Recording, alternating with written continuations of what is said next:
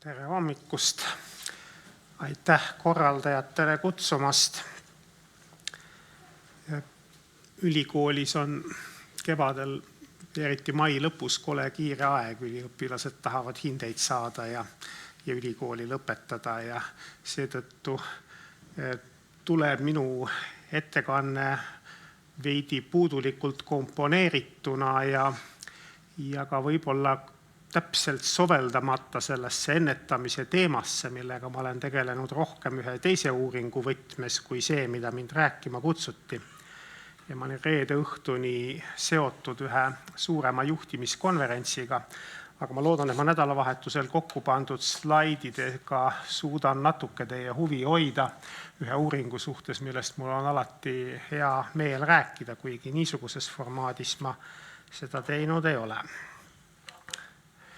See on üks vana slaid, mis sai tehtud kunagi põhjendamaks asju, mis juba toimusid ja mille sisu on kuulajatele siin ja veebis enamikule hästi tuttav. Tervisel on väga palju mõjustajaid, mis omavahel interakteeruvad ja mille mõju kujuneb pika aja vältel ja ei ole kõikidele inimestele ühesugune, interfereerudes pärilikkuse teguritega ja arengutrajektooridega. Aga mõnikord on nende mõju väga kaua kestev ja mõnikord ei ole. Kuidas seda kõike teada saada paremini kui lihtsalt ristläbilõikelisi uuringuid läbi korraldades on ilmselt siis pikki ehk longituduuringutega ja uuring, mida me hakkasime ühel hetkel nii nimetama, nagu enne öeldud, on üks vastus sellele. Ma räägin täna piki uuringu võtmest ühelt poolt, aga teiselt poolt rõhutaksin rohkem ühte asja, mis ei ole veel nii pärale jõudnud kui longituduuringu mõiste. Longituduuring muidugi vääriks omaette pikalt lahti rääkimist, sellepärast, et kui me alustasime kunagi, siis see ei olnud nii moeteema, kuigi kahtlemata oli aastakümneid olemas maailmas juba longituduuringuid, aga nüüd on nad niimoodi läinud, et ma alles nädalapäevad tagasi retsenseerisin ühte ajakirjale saadetud artikli käsikirja, kus longituduuringuks nimetati asja, kus inimesi oli 2 korda vaadatud 2-nädalase vahemikuga. Ja no tõepoolest, kus see piir siis on? Kus see defineeritud on? Kus on seadus, mis ütleb, mida võib nimetada longituduuringuks? Aga üks teine asi, mida ei ole veel nii palju räägitud ja mis võib-olla 20 aasta pärast leiab rohkem rääkimist, on küsimus esinduslikkusest ja sünnikohortidest. Ja sellest tuleb natukene juttu. Esinduslik on üks mõtlemapanev asi, mille suhtes esinduslik. Ja siin tulevad mõned tegurid mängu, mis siin on tähtsad. Mis on Eliktu juures tähtis on see, et andmestik on kogunenud väga multidistsiplinaarne ja et seda on tehtud võimalust mööda kaasates ühe või teise valdkonna kõige paremaid asjatundjaid, kas siis Eesti piirest või kui eriti hästi läks, siis veel mujalt ka. Nii et see annab uuringule üht-teist juurde. Protseduur on aastate jooksul väga põhjalikult sisse töötatud ja selle juures on meil võimalik vaadelda perekondlikku agregatsiooni ehk siis geenide keskkonna koosmõju perekonna raames ja mitut põlvkonda ka veel. Minu käest on väljaspool Eestit, Eestis mitte, aga väljaspool Eestit on väga palju küsitud, et kuidas selline uuring võimalik on. Sellist maailmast Eesti ei ole tegelikult niisugusel kujul. Mitmete asjaolude kokkusattumise tõttu võimalik olnud ilmselt. Eeskätt nende inimeste, kes seda korraldanud on ja kes seal osalistena on uuringus olnud. Sellepärast on ka üks kord rääkida nendest inimestest, keda enam ei ole. Et tänavu 16. aprillil sai 20 aastat doktor Marike Harro surmast mööda, kelle algatuseks võiks pidada kõiki neid asju siin. Ma räägin natukene European Youth Health Studyst ja siis edasi põhiliselt Eesti laste isiksuse käitumise ja terviseuuringust. Ja need plussid juures tähendavad siin seda, et Eestis on olnud vähemalt plaanis ja tihtipeale ka tehtud mõnda asja natukene teistmoodi. Selle uuringu taust on asi, mis hakkas ennast nimetama Euroopa noorte südameuuringuks. Algselt oli, praegu ei mäleta, mitu riiki, mis kavatsesid selles osaleda, kavatsesid koguda 9- ja 15-aastaste laste andmeid. Ja siis, kui võimalus on, siis 6 aasta pärast endiste 9-aastaste laste andmeid uuesti 15-aastaselt ja koguda väga palju igasuguseid liikumisaktiivsusesse ja toitumisse puudutavaid andmeid, sest selle uuringu initsiatiiv tuli liikumis- ja sporditeadlastelt. Nüüd, mis juhtus, oli see, et Euroopa Komisjoni raha see projekt ei saanud ja enamik riike, mis uuringu planeerimisel osalesid, kah mitte. Aga 5 riiki siiski suutsid ristläbilõikelise uuringu teha. Nüüd Eestis tuli sellele asjale pluss juurde, seda asja juhtiski Marikes, tema oli saanud maailmas natuke tuntuks laste liikumisaktiivsuse mõõtmise metoodika arendajana. Ja nii kutsuti Eesti ka siia osalema. Eestis tegime teistmoodi algusest peale, sest sel ajal veel, kui seda uuringu peale sai mõtlema hakatud, olime me mõlemad Tartu Ülikooli Tervishoiu Instituudi tervise edendamise õppetooli, mis oli äsja loodud meeskond ja me panime sinna mõned asjad juurde. Üks nendest oli see, et just aasta enne õnnestus korraldada üks koostööprojekt Tartu Ülikooli perelaboriga. Kõikides Eesti maakondades, kui Saaremaa välja arvata, koguti selliseid pereuuringute materjale sotsioloogide meetoditega ja kuigi sellest ei tulnud vist kunagi ühtegi artiklit, ainult üks raport, siis need meetodid said üle võetud sellesse Euroopa noorte südameuuringu Eesti ossa. Ja teiseks mina olin siis liikumas psühholoogia instituuti Tartu Ülikoolis esiteks ja teiseks minu taust on kesknärvisüsteemi neurobioloogia. Ja seega me tekitasime siin algusest peale juurde ka sellise unikaalse, võiks öelda psühhobioloogilise mooduli selle uuringule. Nüüd aastal 2001, jättes praegu vahele selle, mis siis 98. ja 99. toimus, 2001 tuli mõte, et need, kes olid 98. 99. aastal 15-aastased on nüüd ju 18-aastased. Ja nad on enamasti gümnaasiumis. Ja sealt saab nad veel kätte.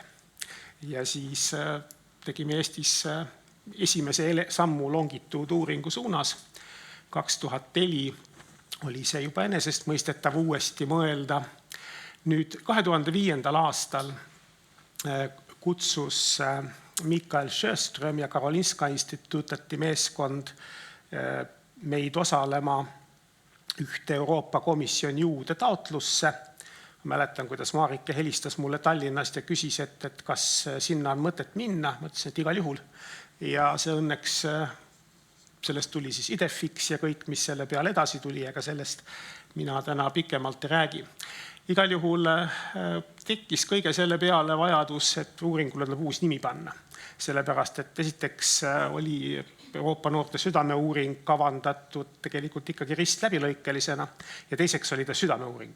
Aga südameuuring oli meil jäänud tagaplaanile, kuna psühholoogia tegelikult domineeris selleks hetkeks ja psühhiaatria aspektid olid lisandumas. Selle uuringu mõned unikaalsed aspektid on siin välja toodud. See toimus Tartu linna ja laiemalt maakonna baasil.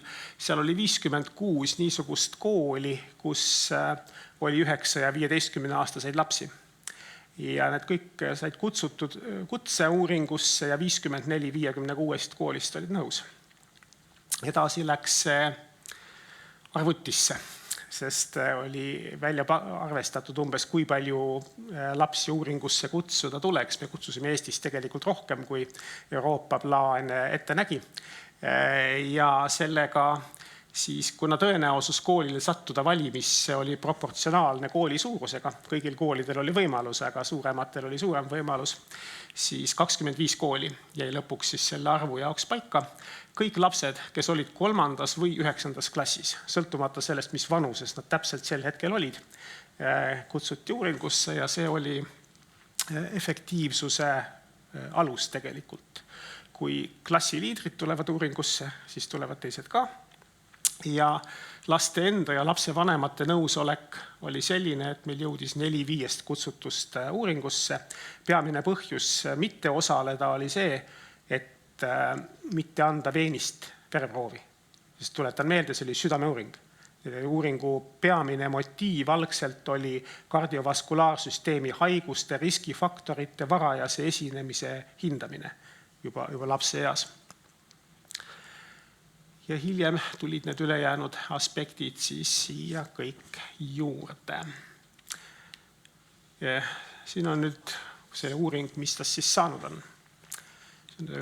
Siin on lihtsustatud, tavaliselt kestis uuring tegelikult läbi 2 aasta, aga 98-99 aastal me saime valimisse 1176 last, kes tulid laboratooriumi kohale.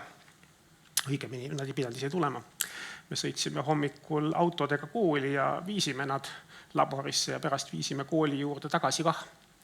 Iga päev, nii palju kui autodesse mahtus ja jalgratast vändata jõudis. Ja siis, võiks veel öelda selle, et tegemist oli liikumisaktiivsuse uuringuga. Ja? Aktseleromeetrid ei olnud sel ajal niisugused, et need oleks mahutanud ära 4 päeva andmed. Iga päeva õhtul tuli aktseleromeetrid kokku koguda kodudest, laadida öösel informatsioon arvutisse, laadida aktseleromeeter tühjaks ja järgmisel hommikul siis viia uuesti lapsele see aktseleromeeter kooli. Ja neid aspekte, mis selle uuringu unikaalseks teevad, on veel, aga need ei mahu kõik tänasesse loengusse ära. Nüüd siin sai tehtud üks anomaalne asi. Me jäime alustamisega natukene hiljaks, kui mõelda, et septembris oleks pidanud kohe täie hooga käima minema.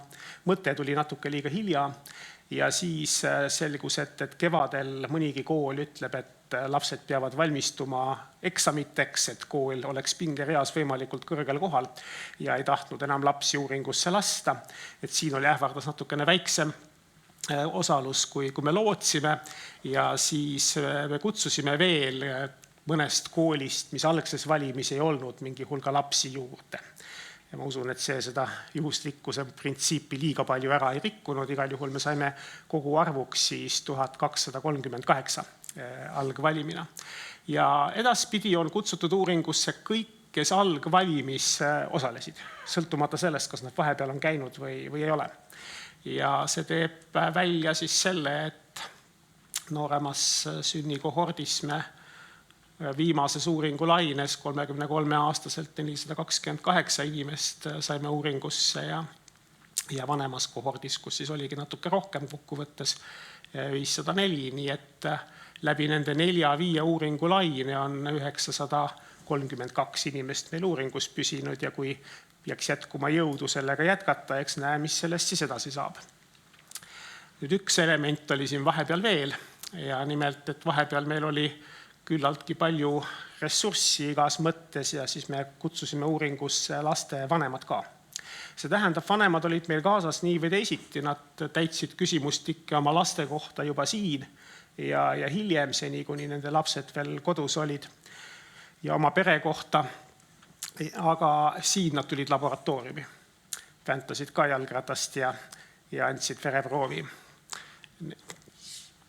See uuring on kogu aeg pidanud otsustama, et mis on kõige olulisem teha reaalajas. Näiteks slaide uuendada ei ole tingimata alati see, mis on kõige hädavajalikum teha, mistõttu mõned slaidid on siin natukene vananenud, mida te näete. Eelmine oli täiesti kaasajastatud, aga siit on näiteks mõned lapsevanemad tegelikult puudu. Praegu on neid tegelikult 1416 uuringus, mõned tulid veel pärast seda 2013. aastat juurde, aga me ei ole nende pärast seda muutma hakanud, sest neid on nii vähe. Aga kokkuvõttes jah, neid on veel 9 tükki rohkem kui siin see koguarv, ehk siis täitsa palju. Siin on seesama asi välja toodud peredena, osutades sellele, et kuna meil on tegemist tõesti reaalse rahvastikuga, siis juhtub vahel ka nii, et lapsevanematel võib olla laps nii 9-aastane kui 15-aastane. Ja siis on olemas veel kaksikud. Ja kuigi neid ei ole väga palju Eestis, aga mõned ikkagi on, ja siis nad tekitavad ka selliseid numbrilisi nüansse, mille kohta tähenärija ütleb, et te peate seda kõike statistilises analüüsis arvesse võtma. No küll me võtame, aga see tegelikult tulemust ei muuda. Nüüd üks võlg sai vähemalt õiendatud ajaloo ees väga hiljuti. Selle uuringu kohta ei ole olnud niisugust artiklit, millele universaalselt osutada, et siin on nüüd uuring ära kirjeldatud. Me oleme läinud tagasi alati ühte artiklisse, mis oli kõige esimene, mis selle uuringu kohta üldse kunagi ilmus aastal 2001, mis oli väga spetsiifilise uurimisküsimuse kohta ja kõigele lisaks oli seal N ka veel vale, sellepärast et seal oli ära nimetatud see number, kui palju me seda biokeemilist analüüsi tehtud saime. Aga nüüd ma võtsin ennast vanal aastal kätte ja saatsin 31. detsembril ajakirjale sellise käsikirja, mis sisaldab põhimõtteliselt kõike. Seal on niisugune pealkiri, mis on minu erihuvidega seotud, aga selle artikli esimene pool kirjeldab uuringu protseduuri ja valimi moodustamise meetodi ja kõik meetodid ära ja lisafailidena, see on open access asi ka, on väga detailselt välja toodud, mis aastal kelle käest mida küsiti, kui palju seda kõike kätte saadi. Aga jah, artikkel ise sai pandud fookusega sellisele neuropsühhiaatrilisele lähenemisele, sest see on minu peamine fookus ja mul pidi natukene huvitav ka olema seda kirjutada. Ja pealegi koht, et kuhu see siis saata, et meie ei ole seal ju epidemioloogid, kuigi me sellest natuke midagi teame. See oli niisugune perspektiivide tüüpi artikkel, kus siis küsiti seda mingisuguseid kokkuvõtteid ja me osutasime sellele, et pikiuuring võimaldab näha arenguetappe, kui fenotüpiseerimine on piisavalt põhjalik ja valim on mõistlikult koostatud, siis see võimaldab näha huvitavaid interaktsioone biomarkeritega, millest võib-olla kõige robustsemalt välja tulev on see, et geenikeskkonna interaktsioonid, asi, millest palju räägitakse, aga millele palju vähem tähelepanu pööratakse, meie andmete põhjal on erakordselt tundlikult soo suhtes. Sellest autorkonnast, kes siin kirjas on, esimesed 4 on selle uuringuga algusest peale, kõige esimesest päevast tegelenud, teised ka palju. Mis andmeid seal on? Väga palju. Enam-vähem kõige kohta on midagi. Teie lemmikküsimustikku ei pruugi seal olla, sellepärast, et neid on maailmas liiga palju. Aga põhilised konstruktid, mida on mõtet mõõta, on seal üldjuhul esindatud. Ülipõhjalik toitumisintervjuu näiteks, millele on eelnenud mitu päeva selle üles kirjutamist inimeste endi poolt, et mida nad täpselt sõid. Intervjuul näidatakse siis kartulipilti ja küsitakse, et kui suur see oli. Ja väga palju on siin mitmesuguseid neuropsühhiaatrilisi, psühholoogilisi mõõdikuid, kus juures tuleb võtta arvesse, et kuidas see üks küsimus ikkagi, kuidas niisugust uuringut on võimalik teha. Näiteks kas või sellest vaatenurgast, et kuidas seda rahastada võimalik on projektipõhises maailmas. Et eks ta on sõltunud mõnevõrra nendest projektidest, mis on parajasti käsil olnud ja selle tõttu on mõni asi fenotüpiseeritud erakordselt põhjalikumalt kui maailmas kuskil ja mõni teine asi siis vastavalt pinnapealsemalt, sellepärast et kõike ei ole ka võimalik inimeste käest kätte saada mõistliku aja jooksul. Aga andmeid on hästi palju ja kui kedagi tahab detailselt seda teada, siis see on praegu iseenesest nüüd internetis kõik kätte saadav.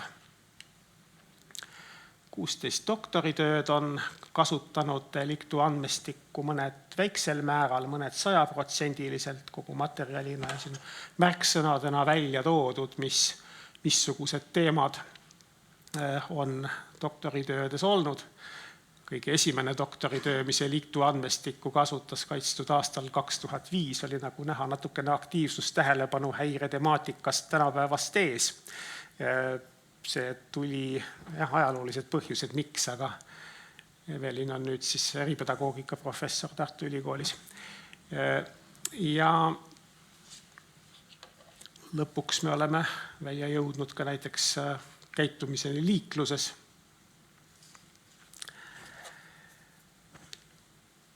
See on nüüd üks niisugune ajakohastamata slaid, kus on osutatud sellele, kui palju täisartikleid on Liktu kohta kirjutatud. Siin oli üks väga kiire kasv, mis hiljem mitmesugustel põhjustel on jäänud väiksemaks, aga umbes sellisele tasemele ka praegu. Nii et need andmeid ka nagu reaalajas kogu aeg kasutatakse. See uuring on vajanud mingisugust korraldamist ja on hoidnud selle suhteliselt minimaalsena. Meil on olemas üks uuringu statuut, juhuks kui keegi küsib. Tervise Arengu Instituudi teadusnõukogu on selle kinnitanud. Õnneks ei ole seda eriti vaja läinud. Samuti ka Liktu juhtkomitee tegevust on vaja võib-olla nüüd ajakohastama hakata, kui tahta midagi suuremat edasi teha. Me oleme enamasti suutnud kõik tekkivad küsimused üllatavalt efektiivselt maandada. Liktu on olnud mõnedes Euroopa Komisjoni projektides olulise tähtsusega. Ja see slaid ongi siin osutamaks, et kus on tulnud tegelikult siis kõige rohkem süvitsi fenotüpiseerimisteemat sisse, et teed seda, milleks sul võimalusi on, eks ole, ja mida vaja on. Me oleme erakordselt põhjalikult uurinud agressiivset käitumist, eri tüüpi küsimustikega ja intervjuuga. Meil on aktiivsus tähelepanu häire, väga põhjalik dimensiooniline kirjeldus. Aktiivsus tähelepanu häire ei ole mustvalge asi, et on või ei ole. Dimensiooniline nähtus ja kuskilt lihtsalt tõmmatakse piir. Toitumine ja impulsiivsus on üks domeen vahepeal olnud. Üks uuring, mis praegu käib, ei ole seni veel Liktu andmeid kasutanud ja ei ole päris kindel, kas ta neid kasutab, kuigi selle meeskonna liidrid iga natuke aja tagant jälle ütlevad, et nad tahaksid seda teha. Aga tänu Liktule on üks niisugune uuring, mille ideoloogia langeb kokku sellega, mis meil Liktus on samuti toimunud. See on nüüd algselt tehisaru tehtud, aga iga viimase kui sisendi koha pealt ümber toimetatud graphical abstract selle ajakirja juurde, kus see meie kokkuvõttev artikkel ilmus ja siin on välja toodud mõned niisugused aspektid, millest ma mõnede näidetega natukene täna ülejäänud aja jooksul räägin. Natukene vaimse ja kehalise tervise seostest, geenide ja keskkonnade interaktsioonidest ja sellest, et ajad muutuvad. Sellest äkki räägiks täna kõige rohkem, kui aega jääb, sellepärast, et see on asi, mida ei panda väga nii palju tähele. Niisiis kõige esimene domeen selles uuringus on olnud liikumisaktiivsus. Sellest ma ei räägi kuigi palju, aga see on esimene mõjukas töö, mis selle kohta omal ajal ilmus. See oligi siis ristläbilõikeline põhimõtteliselt. Selle longituudi aspektideni ei jõudnud keegi peale Karolinska grupi, mis siis vähemalt 15-aastaselt tegi analüüsi ja mitmed tööd on selle Eesti-Rootsi koos tööna hiljem ilmunud, aga ma sellest pikemalt ei räägi. See kehalise valmiduse analüüsid on käinud edasi ja liikumisaktiivsuse andmestikku on natuke kasutatud psüühikaandmete juures, nii et see külg kadunud kuskile ei ole, ka Eesti sees. See on nüüd üks niisugune huvitav asi, mis on täiesti avaldamata. Seda on näinud ainult inimesed Euroopa uneuurijate seltsil, kuhu nad kutsuti mind ükskord ühte plenaarloengut pidama. Ja mis ütleb sellist huvitavat asja, et kui lapsevanem ütleb, et laps on väsinud hommikul, 9-aastane laps, siis vaadates mis need inimesed ütlevad psühhiaatrilisel intervjuul 16 aastat hiljem, siis selgub, et neil on sagedamini alkoholi tarvitamishäiret, sagedamini meeleoluhäiret, sagedamini ärevushäiret. Et natukene mõtlemiseks selle peale, et mida see tähendab. Et selle juurde on erinevad trajektoorid, selle juurde ma varsti jõuan, see ei tähenda mingit ühte kindlat asja, aga igal juhul see tähendab seda, et inimesed vajavad tähelepanu. Me oleme teinud veel mitmeid huvitavaid uneanalüüse, mitte ühtegi pole avaldanud, lihtsalt aega ei ole. Nüüd on liiga vähe. Üks näide toitumise teemadest. Enne ütlesin, et me olime vahepeal osalised niisuguses projektis, kus pidi vaatama, ega inimene ei saa ennast impulsiivseks süüa või õigemini vastupidi, et äkki saaks kuidagi ennast toiduga vähem impulsiivseks. Ma küll kaldun arvama, et enamasti on pigem vastupidi, et impulsiivsus määrab selle, mida inimene sööb ja mis toitaineid ta saab. Aga et see võib ringi ratast käia, et üks tugevdab teist ja teine esimest, seda ma pean veel kõige tõenäolisemaks, ainult see tahaks rohkem analüüsi. See on kunagi üks niisugune arvutus, mis osutas näiteks sellele, kuidas B-vitamiini tarvitamine on seotud impulsiivsusega. Impulsiivsus on üks asi, mis väheneb üldiselt, kui inimesed vanemaks saavad, aga ikkagi ühed inimesed on impulsiivsemad kui teised ja see on omakorda seotud kokkuvõttes näiteks B6 vitamiini tarvitamisega, aga ka mõnede mikroelementidega metallide poole pealt. Mõnikord on see sooliselt erinev, näiteks naatriumi tarvitamine on seotud impulsiivsusega hoopis soost sõltuvalt. See on ka üks avaldamata asi siin, mis sama analüüs lapse vanematel. Ei ole olnud kedagi, kes seda üles kirjutaks. Tegelikult impulsiivsuse seos sellega, mida söövad ja laste vanemad on palju ilmekam kui lastel, mis võib peegeldada seda, et nendel on välja kujunenud toitumisharjumused. Või vastupidi, et toidul on olnud pikemat aega mõju nende psüühika kujunemisele. Ei oska vastata, aga tõepoolest, et sa oled see, mida sa sööd, ükskõik, mis on põhjuslik järjekord siin. Söömine häirub teatavasti mõnikord, see on nüüd üks sissejuhatus geenikeskkonna interaktsioonidesse. Üks eriti robustseid tulemusi on üks niisugune geenivariatiivsus, millest võiks ise rääkida 2 tundi, sellepärast ma ei räägi temast üldse, aga ütleme nii, et see on psühhiaatrilises geneetikas kõige rohkem uuritud geneetiline variatiivsus, kui artiklite arvu järgi otsustada. Ja on serotoniini transporteri geenis ja see üks niisugune tulemus, mis sellest uuringust on tulnud, on Kirsti Akkermanni doktoritööst siin pärit, kus on näha see, et selle geeni üks variant, mis muudab inimesed ilmselt keskkonna suhtes teatud viisil tundlikumaks, see interakteerub tugevalt stressirikaste elusündmustega, toitumishäirete sümptomite, bulimia käesoleval juhul koha pealt.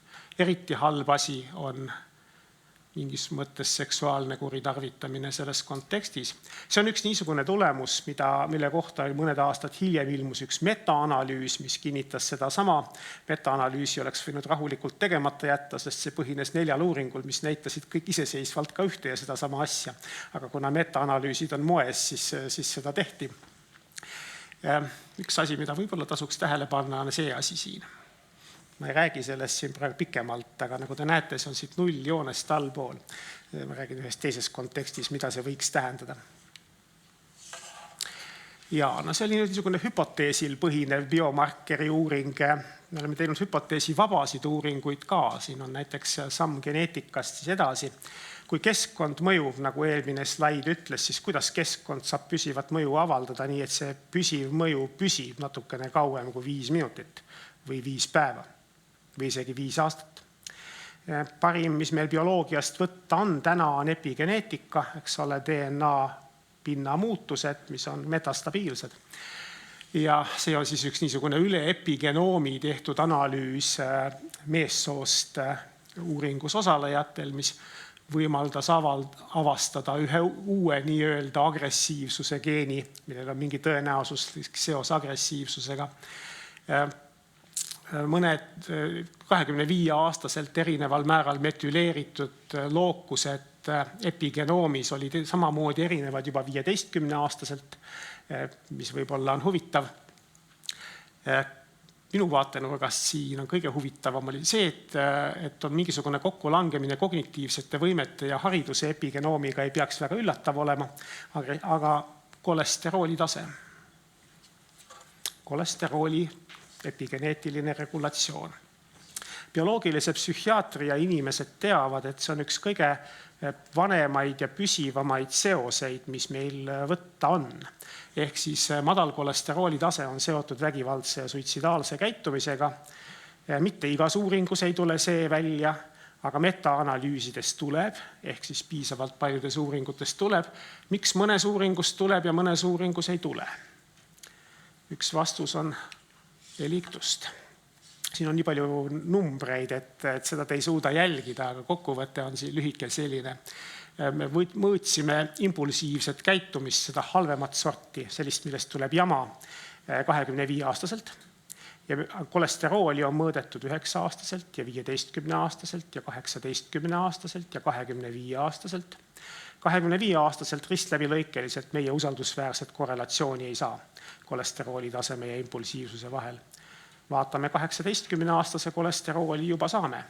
15-aastase kolesterooli tase korreleerub veel tugevamalt ja kõige rohkem 9-aastase kolesterooli tase. Mida see tähendab?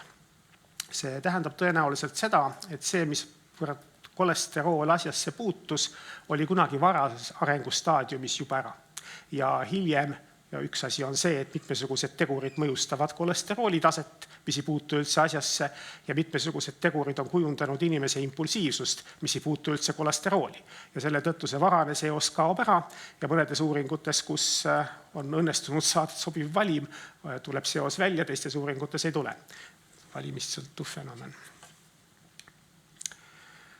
Ja nüüd, kas ma nii keerulise teema jõuan ette võtta nagu reward sensitivity? Ei jõua süvitsi minna sellega, sellepärast, et see on üks teema, milles ma tahaksin psühholoogia õpikud ümber kirjutada, aga ütle lühidalt niimoodi, et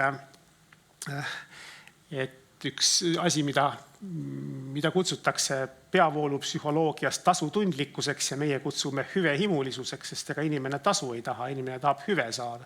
Ega inimene palka ei taha saada, ta tahab raha saada. Ta võtab niisama ka vastu, kui tööd tegema ei pea.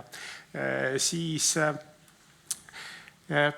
meil õnnestus siin eliktu andmestiku pealt saada kätte niisugune jaotus, mis jaotab selle hüvehimulisuse või reward sensitivity kahte ortogonaalsesse peakomponenti, mis varieeruvad teineteisest sõltumatult. Üks on see, et inimene tahab või siis ei taha paljusid erinevaid hüvesid. Ja teine on see, et ta jääb mingisse hüvesse kinni või ka mitmesse, aga et ta on sellega suhteliselt seotud. See, et need kaks asja varieeruvad sõltumatult, ma tegelikult tahaks näidata seda slaidi enne, tulen tagasi ühe võrra. See näiteks võimaldab ehk seletada ühte vastuolu. Neid vastuolusid on palju, aga üks kõige silmatorkavam vastuolu on seotud söömishäiretega. Millegi pärast söömishäireid ei õnnestu kuidagi reward sensitivity'ga seostada maailmas. Ühes uuringus tuleb, teises tuleb vastupidi. Miks? Sest neid komponente ei võeta arvesse. See hüvesse kinni jäämine on asi, mis seostub söömishäirega. Teine nii-öelda avatud hüvedele on pigem vastupidise tendentsiga. Nii et sõltub instrumendist ja sõltub valimist, mida me siis tegelikult näeme. Ja see, kuidas inimene suhtub hüvedesse, on evolutsiooniliselt tähtis. On erinevad toimetulekustrateegiad, mis põhinevad erinevate lainevahetuse tüüpidel. Tänu eliktu multidistsiplinaarsusele me näeme seda, et üks hüvehimulisuse aspekt, see, kui tahetakse paljusid asju, on seotud eeskätt süsivesikute ainevahetusega. See, kui ollakse fikseerunud mingisugustele hüvedele, on seotud pigem lipiidide ainevahetusega ja kehakoostisega teises suunas. Nii, mis ma veel jõuan ära rääkida, see on väga huvitav, väga keeruline. Räägin ühte niisugust lõbusat teemat, mis on ka tõeline ajalugu nagu kolesterool. See rootsikeelne slaid osutab siin sellele, et kui mõõta ühe ensüümi monoamiinide oksüdaasi aktiivsust vereliistakutel, siis näeb erinevusi inimeste vahel. Need, kellel selle ensüümi aktiivsus on väike, kipuvad riskima ja seetõttu sobivad nad näiteks mägironijateks ja need, kellele selle ensüümi aktiivsus on suur, nemad ei karda monotoonsust ja nemad sobivad suurepäraselt näiteks juristideks.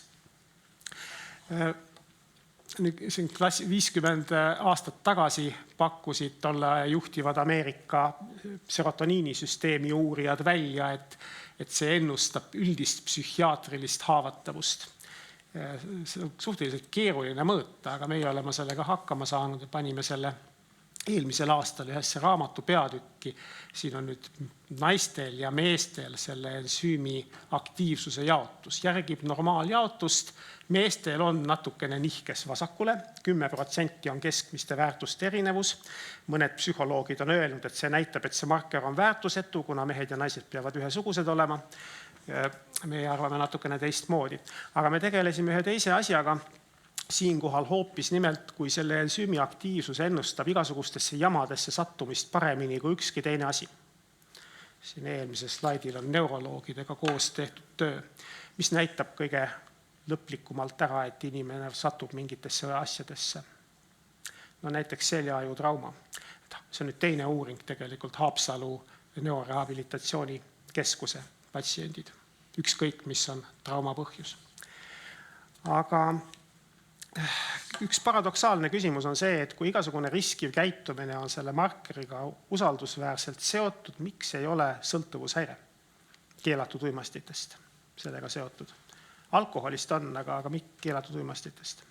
Uuringud on väga vastuolulised selle kohta. Kui vaadata longituudis seda, millal keegi hakkas proovima esimest korda elus mingit keelatud uimastit, siis me näeme, et on nii, et kellel selle ensüümi aktiivsus on väikesem, nemad hakkavad tõesti varem ja nemad hakkavad tõesti sagedamini. Miks neil siis sõltuvushäiret ei tule? Sellepärast, et nad proovivad üks kord ainult. Sellega ei saa sõltuvust kuidagi kätte. Me ei tea, kas nad tüdinevad ära või nad ei saa nii meeldivat elamust sellest või midagi kolmandat veel hoopis, või neil ongi sõltuvuse tekkimise mehhanism väiksem, aga see esimene proovimine tegelikult ennustab peamiselt, mitte tarvitamine. See käis nüüd meeste kohta. Üks teine küsimus on alati olnud see, et kas see marker näitab midagi naistel ka. Ja lühidalt pika jutu kokkuvõtteks võib öelda, et näitab vägagi juhul, kui me vaatame retsidiivsust ja rohkem mitmesuguseid selliseid seadust rikkuvaid käitumisi. Et naistel see seos ilmneb raskemate käitumisprobleemide puhul, kui need arvesse võtta. Ja mul on siin üks spetsiifiline agressiivse käitumise teema veel juures, aga ütleme lühidalt nii ära, see on selline Wikipedia teema, kuulsam agressiivse käitumise geen. Kunagi ühes flaami perekonnas leiti, et üks üksik nukleotiidpolümorfism, mis võtab teise monoamiinioksüdaasi isoensüümi aktiivsuse ära, on seotud paratamatult antisotsiaalse käitumisega. Suur suguvõsa oli võimalik seda näidata. Aga seda esineb harva. Läks 20 aastat enne, kui teine selline suguvõsa leiti. Tänaseks on minu teada 5 leitud. Kogu maailma peale agressiivsust on õigu palju. Selle geeniga hakati siis hästi põhjalikult tegelema. Leiti, et seal on üks tavaline variant kah, mida me saaksime ka selles valimis siin uurida. Tõsi küll, kuna tegemist on põhiliselt naiste valimiga, siis siin kehtivad teised seaduspärasused, aga ma räägin siin nüüd edasi eeskätt meestest. Ja siit tuli geenikeskkonna interaktsioonide teema omal ajal põlevalt üles. Kui lapsi väär kohelda, siis on tõenäolisem, et nad käituvad antisotsiaalselt, aga see interakteerub geneetilise eelsoodumusega ka. Nüüd jällegi, seda on hästi palju reprodutseeritud.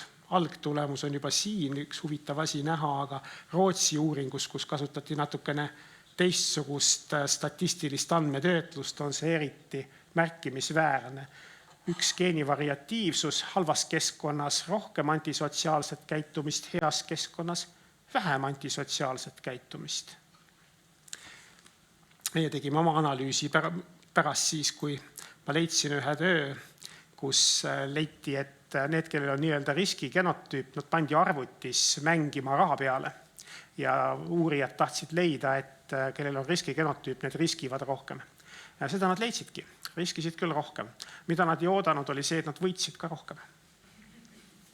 Nüüd, aga tegemist oli suhteliselt spetsiifilise valimiga. Stanfordi üliõpilased. Sellele tasub ka mõelda. Me tegime siis selle peale ka ühe analüüsi. See on teooria, kuidas võiks ennustada ülikooli haridust. Riskigenotüüp peab seda halvendama ja väärkohtlemine peab seda halvendama. No intelligentsus võiks ka natukene lugeda, aga see on nüüd teooria. Mitte midagi sellist ei tulnud välja. Tegelik struktuuri võrrand näeb lõpuks välja, rajanalüüs näeb välja hoopis teistsugune ja kõige ilmatorkavam asi, mis seal oli see, et riskigenotüübiga mehed meil on kõrgema haridusega. Võib-olla sellepärast nad ei olegi agressiivsed. Tuleb silmas pidada seda ka, et meil on Tartu linn ja maakond. See on mingi 150 aastat üks maailma kõige haritumaid piirkondi. Ja tegemist on perioodiga, kus ülikooli haridus, nii nagu me seda praegu defineerime, ei olnud väga raske kätte saada ka.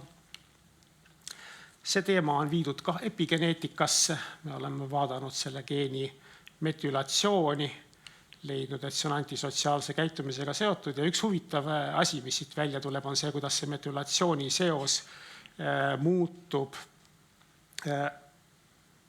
impulsiivse käitumisega nendel inimestel, kellel on peres halvasti. See algselt ei ole neil mingisugust seost nende näitajate vahel ja siis see aja jooksul tekib. Võib-olla on see samm adaptiivse, mehhanism adaptiivse käitumise suunas, ei tea. Võib-olla saab seda toiduga korrigeerida. Toitained mõjustavad selle lookuse metülatsiooni. Ja viimaks katsun 2 minutiga ära rääkida ühe teema veel. Ma rääkisin epigenoomist, ma räägin natukene epitransskriptoomist ka. Ehk siis RNA metüülrühmade kaudu reguleeritakse geeni ekspressiooni tähendust ka. Ja see on nüüd üks teema, mille peale me sattusime, leidsime niisuguse geeni nagu FTO, millest paljud on kuulnud, sest see on ülegenoomsetest uuringutest välja tulnud kõige tugevamini kehakoostist mõjustav geen.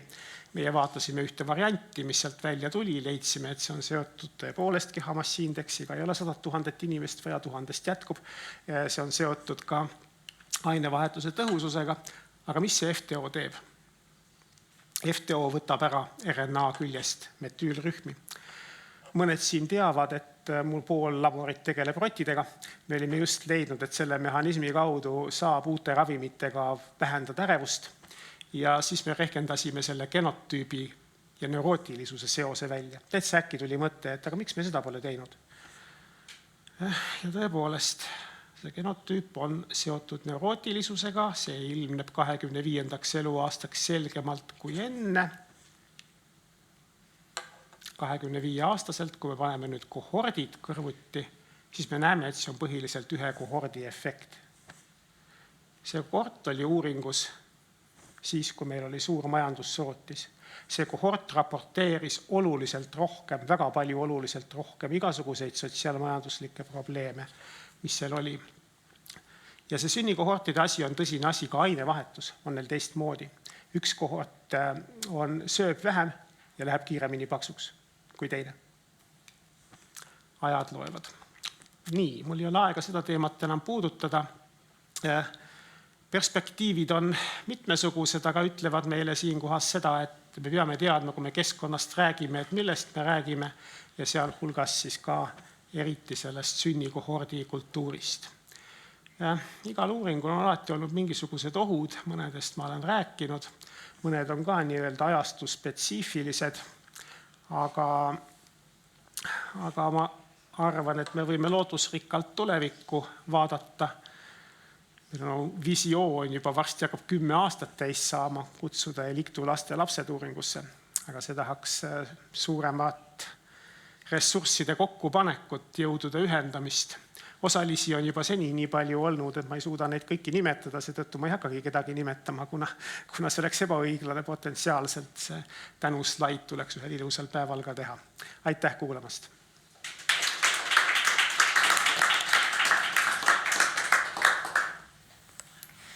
Aitäh professor Jaanus Harrole. See uuring oli tõesti väga põnev ja pikaajaline, terve elutöö võib öelda on siia sisse mahtunud. et sellest võiks kuulda isegi mitu päeva. Kas kellelgi on küsimusi saalist Jaanus Harrole? Jah, on küsimus. Indrek Tark Tervise Arengu Instituudist. Mul on selline küsimus, et kas te jagasite seal uuringus osalejatega ka nende andmeid või andsite neile mingisugust teavet, kuidas asjad on muutunud esiteks ja kas te analüüsisite seda ka, et kuidas seal uuringus osalemine neid võis mõjutada nende arengut ja nende valikuid? Ja esiteks tagasiside selle kohta, mida me leiame, see on olnud mitmeastmeline kogu aeg, ehk siis sellised näitajad, mille tähendusest on üldiselt midagi teada, kas või näiteks kolesterooli tase, millest oli juttu. See informatsioon on läinud inimestele kiiresti tagasi ja mitmete muude asjade kohta me oleme teinud kokkuvõtteid, andnud neile teada, et kus nad umbes paiknevad nii-öelda kvartiili mõttes kogu valimi suhtes. Nii et tagasisidet on antud. Uuringus osalemine, ma väga loodan, ei mõjusta nende elukäiku. See paneeli efekt on teadaolev probleem, ehk siis, et teades, et sa oled kuskil millegi osa, hakkab inimest ennast mõjustama. Seetõttu me oleme püüdnud leida kompromissi kahe asja vahel. Esiteks lojaalsusuuringus osalemise mõttes. Meil on väike meenete programm kogu aeg olnud kõigile, kes selles osalevad. Uurijad on ka saanud mõne meene, kes on selles osalenud, aga uuritavad kindlasti iga kord. Ja teiselt poolt me ei tahaks üldse, et see neid mõjustaks. Nii et selline kompromissi otsimise koht on. Ma tean, täna on hirmsasti moes see, et tahaks korraga longituuduuringut ja interventsiooni. Vabandust, aga ei saa korraga kahes vastupidises suunas joosta. See on täiesti irratsionaalne ametnike soov. Need kaks asja peab hoidma eraldi. See tähendab loomulikult sekkumise järel võiks longituudis vaadata igasuguseid asju, kui ressurssi jätkub, aga ei saa vanu longituuduuringuid teha sekkumisuuringuteks. Võtame ühe küsimuses Liidust ka. Kas Seliktu uuringut on plaanis viia läbi kuni osalejate surmani välja? On tulnud selline vaataja küsimus. Et oleks huvitav väga näha neid tulemusi, kuidas lapse ja uneprobleemid mõjutavad näiteks kardiovaskulaarsete haiguste esinemist. Ma vastaks selle peale üleskutsega, et kõik, kes tahavad selles uuringus olulisel määral osaneda, on teretulnud endast märku andma, sest me saame teha nii palju, kui me suudame. Et kahtlemata tahaks seda teha nii kaua kui võimalik ja nii põhjalikult kui võimalik ja prioriteedid sätime selle järgi, mida me teha suudame. Aitäh professor Harrole, see oli väga hea teaduslik katus tänasele päevale. Aplaus.